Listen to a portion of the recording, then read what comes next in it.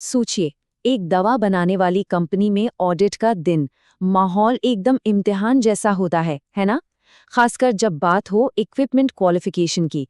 FDA, EU और MHRA जैसी बड़ी-बड़ी एजेंसियां हर छोटी से छोटी चीज पर नजर रखती हैं। और देखिए, एक मामूली सी चूक भी बहुत भारी पड़ सकती है। तो आज हम इसी दुनिया में थोड़ा और गहराई से उतरेंगे। तो सवाल ये उठता है कि जब कोई इंस्पेक्टर किसी फैक्ट्री में आता है, तो उसकी पारखी नजरें आखिर क्या ढूंढ रही होती हैं? चलिए, आज उन 5 बड़ी गलतियों का पर्दाफाश करते हैं जो अक्सर कंपनियों को मुश्किल में डाल देती हैं और जिनसे बचना वाकई बहुत जरूरी है।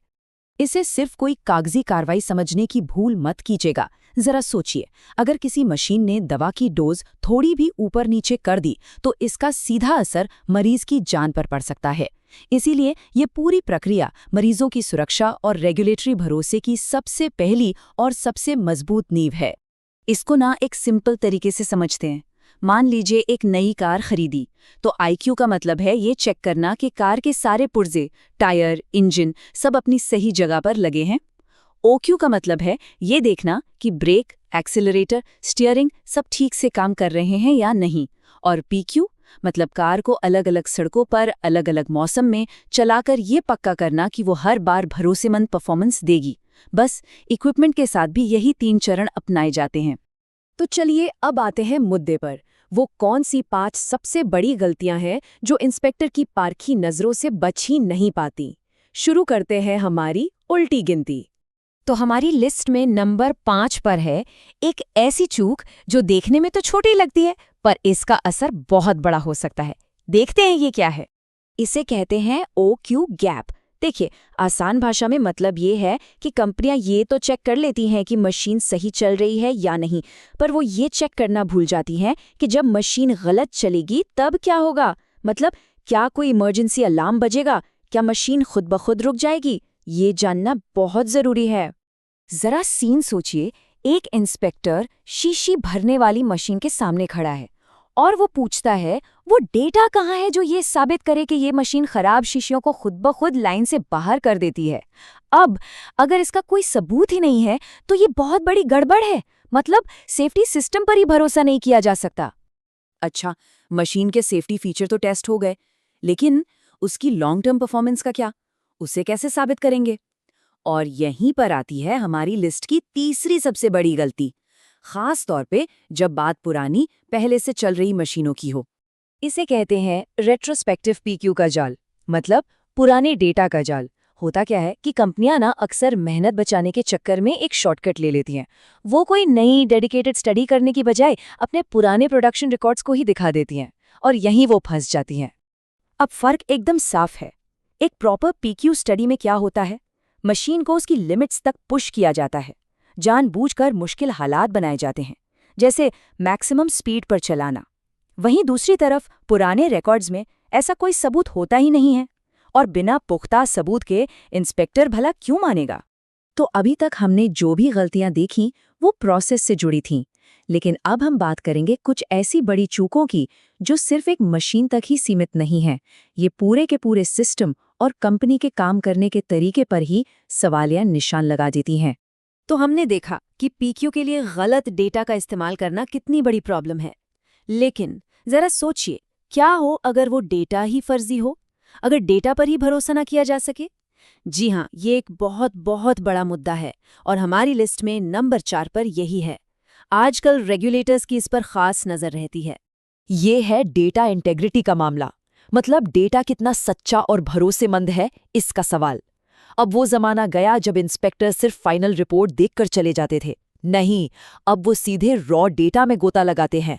वो ये देखते हैं कि कहीं डेटा से छेड़छाड़ तो नहीं हुई, कहीं बैकडेटिंग तो नहीं की गई, और ऐसा कुछ भी मिलना सीधे सीधे धोखाधड़ी माना जाता है।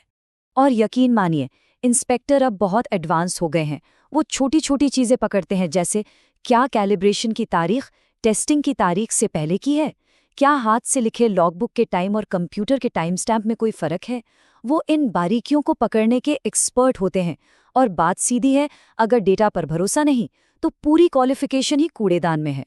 चलिए, 1 मिनट के लिए मान लेते हैं कि क्वालिफिकेशन एकदम परफेक्ट है, डेटा भी 100% सही है, सब कुछ बढ़िया। लेकिन क्या आपको पता है कि एक पूरी तरह से क्वालिफाइड मशीन भी एक छोटी सी लापरवाही की वजह से रातों रात अनक्वालिफाइड हो सकती है? चलिए देखते हैं कैसे। ये है हमारी नंबर 2 की गलती। इसे कहते हैं चेंज कंट्रोल की अनदेखी। एक क्वालिफाइड मशीन को ना एक सीलबंद बक्से की तरह समझिए। जब तक बक्सा बंद है सब ठीक है, वो क्वालिफाइड है। लेकिन जैसे ही उसमें एक छोटा सा पेंच भी बदला तो उस बदलाव को एक फॉर्मल प्रोसेस के जरिए रिकॉर्ड करना ही होगा, और अगर ऐसा नहीं किया तो बस उसकी क्वालिफिकेशन वहीं खत्म। एक छोटा सा उदाहरण लेते हैं। मेंटेनेंस टीम ने एक वाल्व बदल दिया। छोटा सा काम था, किसी को बताना जरूरी नहीं समझा। अब 6 महीने बाद एक इंस्पेक्टर आता है।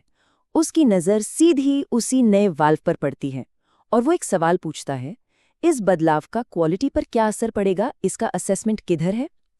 अब अगर इसका कोई जवाब नहीं तो समझ लीजिए कि बहुत बड़ी मुश्किल खड़ी हो गई है। और अब हम आ पहुंचे हैं नंबर 1 पर। ये सिर्फ एक और गलती नहीं है, ये बाकी सारी समस्याओं की जड़ है। इसका ताल्लुक किसी प्रोसेस से नहीं बल्कि लोगों से है, जिम्मेदारी से है। रेगुलेटर्स के हिसाब से पाई जाने वाली नंबर 1 सबसे बड़ी और बुनियादी खामी है।